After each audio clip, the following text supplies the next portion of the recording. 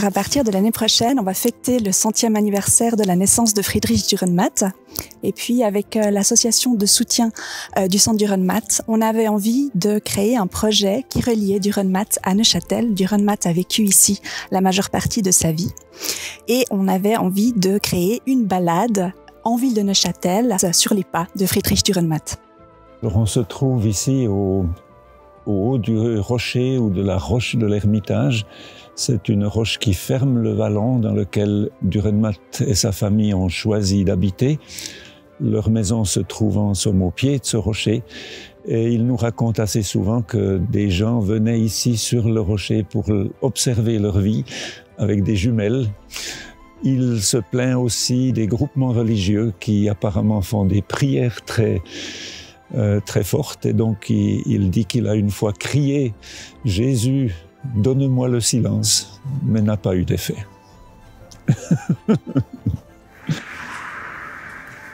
Alors ici, on se trouve juste en dessus de la gare, sur la route qui monte et qui va conduire à la maison de Dürrenmatt. Et puis le long de cette route, vous voyez ce bâtiment, et sur ce bâtiment, on arrive encore à peu près à déchiffrer les lettres qui sont sur la façade, et on arrive à lire « Restaurant du Rocher ». Le Restaurant du Rocher est un restaurant où Dürrenmatt a beaucoup mangé en fait dans les années 70. Pourquoi? Parce qu'il était tenu par un de ses amis qui s'appelait Hans Lichty.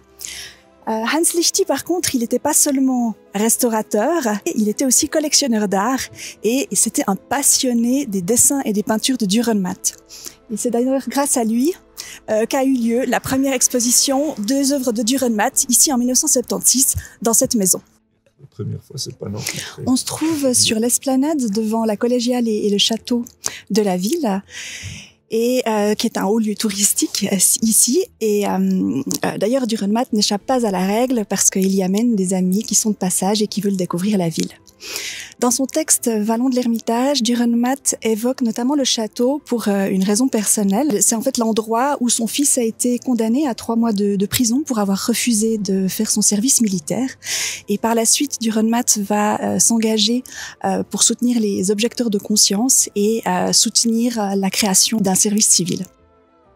On se trouve à la jetée qui termine le quai Robert Comtesse. Nous avons choisi cet endroit parce qu'on peut voir depuis ici le village de Marin-Épanier et se trouve dans ce village la clinique de Préfargier que Dürrenmatt connaissait bien et qui l'a inspiré pour la clinique dans laquelle les physiciens, dans la pièce Les physiciens, se réfugient pour cacher les résultats trop dangereux de leurs recherches.